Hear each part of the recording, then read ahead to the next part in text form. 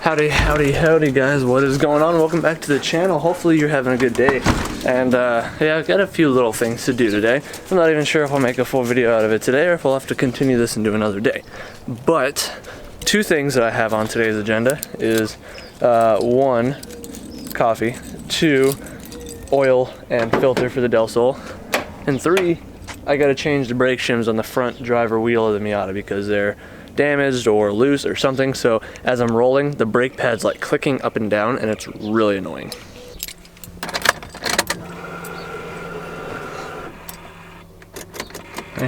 Just kidding, I got a broken ignition switch. Push to start.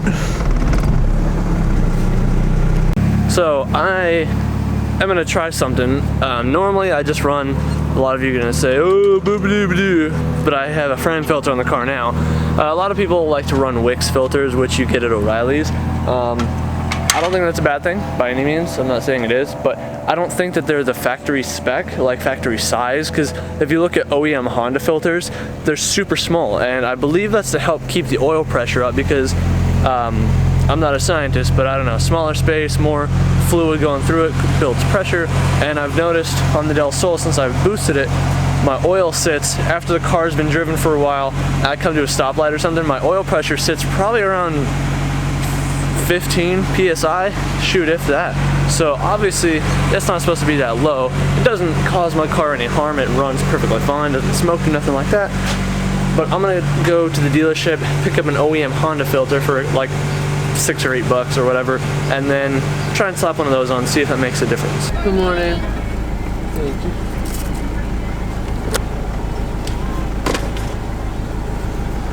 You as well.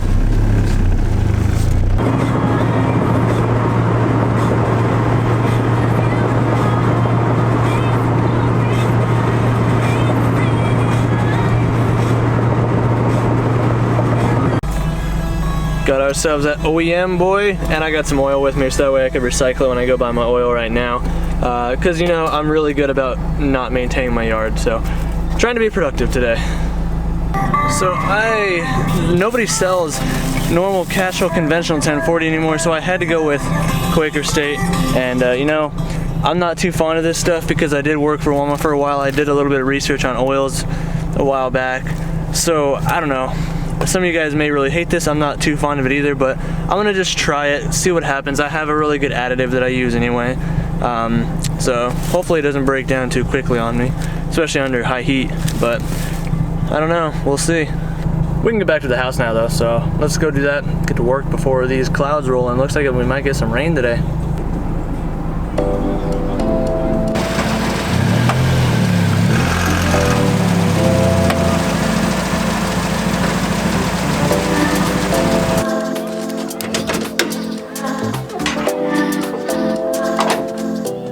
I'm gonna give this some time to cool since I've been driving it, but this will be a good time for me to empty my catch can and see if I've actually got any or how much fluid built up in here. So yeah, I'm gonna let this cool off though. In the meantime, I'm gonna go make some lunch, brunch, breakfast, whatever. It's like 10:30, I'm hungry, let's do it. Alright, let's get this started. I've had my food. This thing's probably nice and cold by now, barely even warm, so I'm not gonna sit here and teach you how to change your oil. Let's just time lapse it.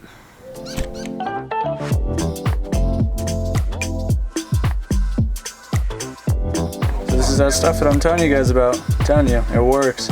It's pretty legit.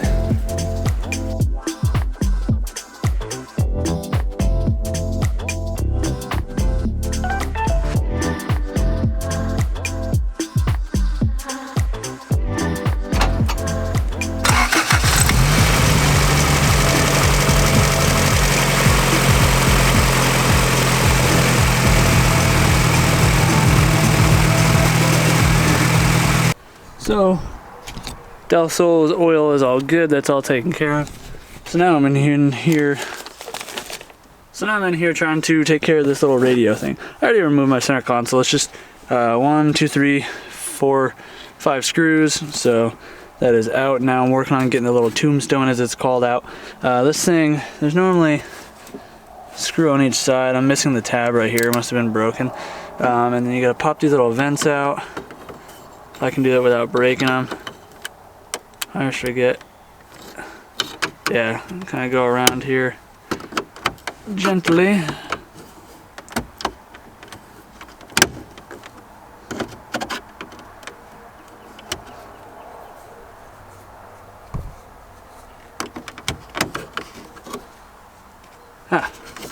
There we go. That wasn't too bad.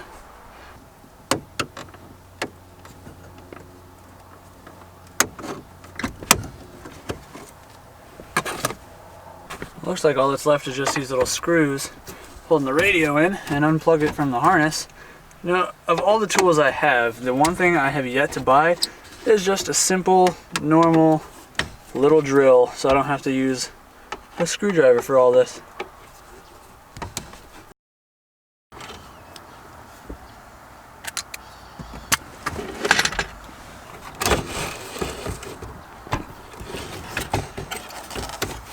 Look at this beast.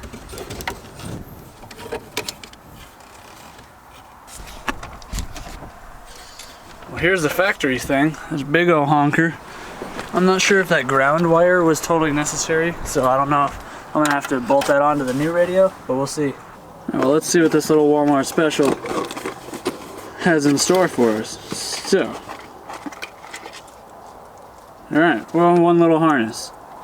So, I'm no expert here, but usually you just match these colors to the colors on the harness. So, the little radio adapter I bought on Amazon has all these little colors, you know, whatever, you know what I'm saying. I don't know what I'm saying. But yeah, oh buddy, yeah, just this little teeny tiny guy. But as long as it's got a Bluetooth, that's all I care about, because I don't like having the auxiliary cables, and I'm not much for a sound system kind of guy, so as long as these speakers in here work, probably won't have to change them for a while until they, you know, start getting staticky or whatever. So I'm gonna try and get this butt connected together, and we'll see you guys when it's done. Alright, so there we go. We got the harness all spliced together. I just matched the colors, so I'm not as retarded as I thought. Had to splice in the ground because the ground actually had a bolt head on it or whatever, so hopefully that works. So I'm gonna go ahead and plug it in, try and get this all to fit back together, and we'll have music in here hopefully if the speakers aren't blown.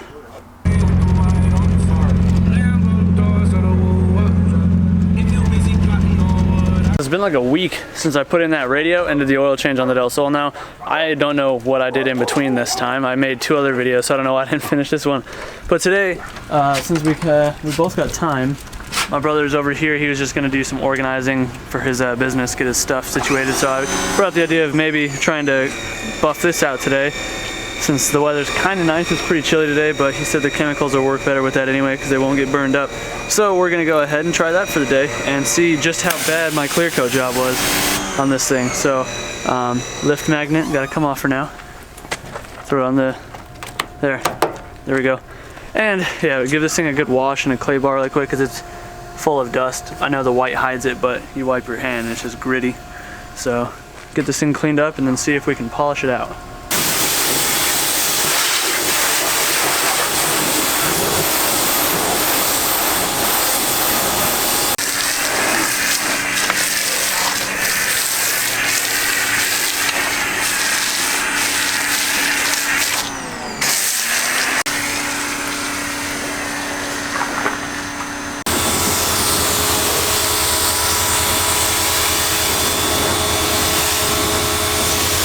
So if any of you guys are in the Phoenix area or pretty much anywhere, Arizona for the most part, within reason, hit him up if you need any sort of detailing work done. He does literally anything and everything: ceramic coatings, basic washes, packages, do it. See, it looks pretty mint, all cleaned up. Got the wheels all cleaned up with some like acid type wash stuff, so that way it eats all the brake dust off. Got it clay barred so it's ready. So you're just going to do a test pass and kind of see what happens in just the cutting compound.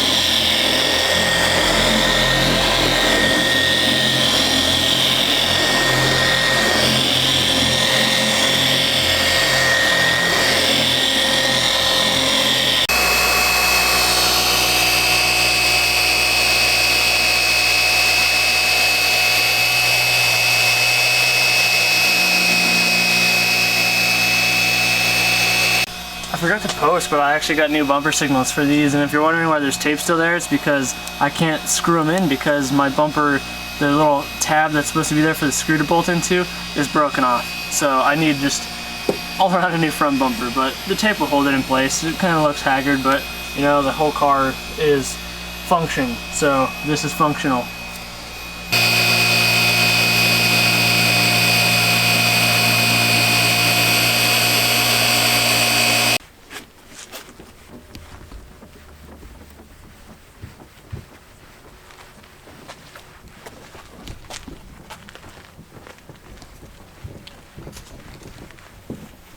Oh yeah, you can see on camera even. Yeah. Right down the center. Yeah, you can definitely tell the difference here. So, and this, like I said, this will get brighter than where it's at. Because you just said that was cutting compound only that you just. Yeah, used. this is just an aggressive cutting compound and an aggressive foam pad. Get the majority of the cut, and then refine it with a polish and a finishing pad to give it that depth and clarity and shine. Not that it doesn't have it already. Look at that. Wow. Yeah. That's amazing. Yeah. This thing is gonna look fucking tits, dude. Yeah. I can't really see the screen on the camera too well right now because the glare, but I mean, I can already tell that there's a difference on there. So while he's polishing that, I'm gonna go ahead and do up the trim here because it's all, as you can see, like just gross. And then this side is obviously faded. The other side right here is fine, but I do need to do this piece on the other side as well. So I'll just do good old plastic dip. Works great, looks good.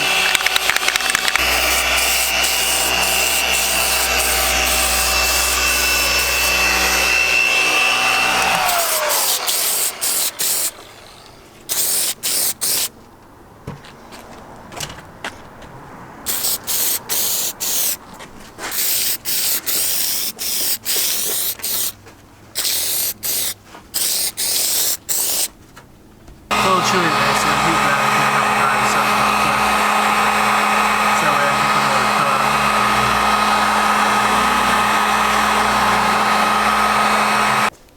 cook. Look at how good that looks with the black trim now instead of it being all rusted up. Looks so much better. It had a little bit of issues with tape on this side, but looks good nonetheless. Mostly just right there. But yeah, this thing's coming out pretty darn mint. Like, look at all the sparkle.